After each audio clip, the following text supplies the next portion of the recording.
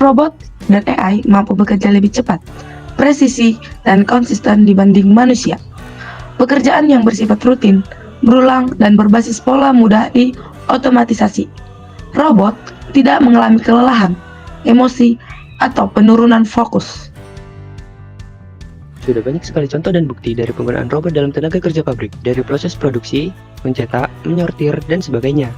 Bahkan, tidak jarang ditemui robot yang memindahkan barang di jalur produksi. Banyaknya penerapan dalam pekerjaan buruh pabrik yang dapat dilakukan oleh robot, membuat kemungkinan 80% pekerjaan ini dapat digantikan oleh robot di masa mendatang.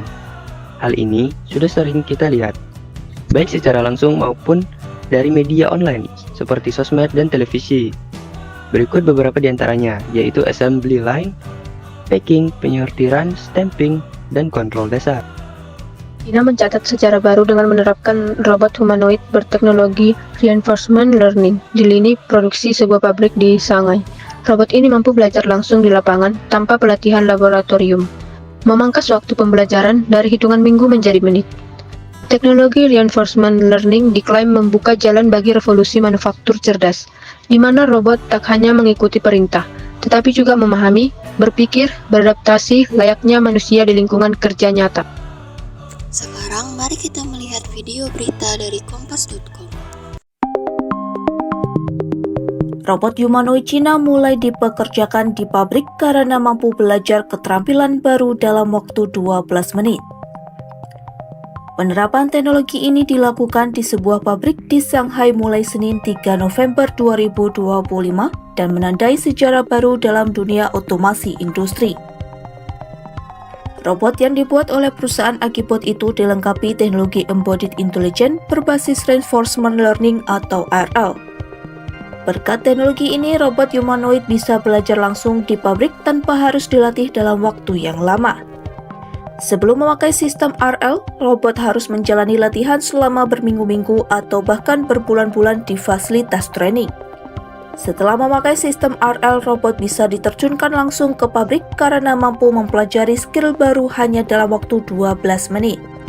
Robot ini juga diklaim memiliki sistem koordinasi dan tingkat presisi yang tinggi, sehingga lebih stabil dan mampu menyelesaikan tugas hingga 100%.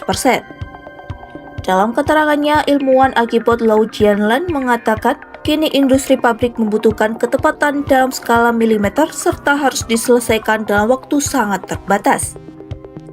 和非常严苛的节拍要求下完成任务，这要求控制、设计全部都是协同，是一个系统性的工程。把机器人从这个重复执行推进到自主进化的阶段。 Tak hanya dari sisi pembelajaran, kemajuan juga datang dari aspek kecerdasan bahasa. Perusahaan Robotera asal Beijing mengembangkan model end-to-end berukuran besar yang mampu meningkatkan kemampuan komunikasi robot secara signifikan. Model ini memungkinkan robot bisa menafsirkan instruksi secara real-time tanpa perlu pengkodean manual.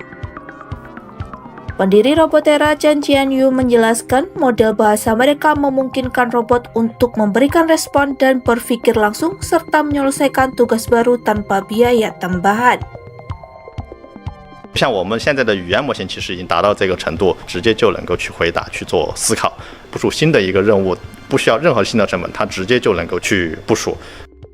Penerapan robot humanoid cerdas di pabrik Cina menjadi langkah nyata menuju era di mana robot bukan lagi sekedar alat industri, tapi juga mitra kerja yang mampu belajar dan beradaptasi secara mandiri. Apakah ada dukungan kecerdasan buatan pada robot yang menggantikan manusia? Tentu saja ada alasan dengan dukungan terhadap penggantian tenaga kerja ini. Robot yang dipakai untuk menggantikan pekerja pabrik biasanya membutuhkan kemampuan. Yang pertama yaitu mengenali benda, yang kedua menilai kualitas produk, yang ketiga menyesuaikan gerakan, dan yang keempat bekerja otomatis tanpa selalu diperintah manusia. Kesimpulan utama dari presentasi ini adalah dengan adanya dorongan oleh kemajuan teknologi dan kebutuhan akan efisiensi, otomasi robotik akan terus merevolusi sektor manufaktur. Hal ini membawa dampak ganda, yaitu meningkatkan produktivitas dan akurasi, namun juga mengubah landscape ketenaga kerjaan secara signifikan.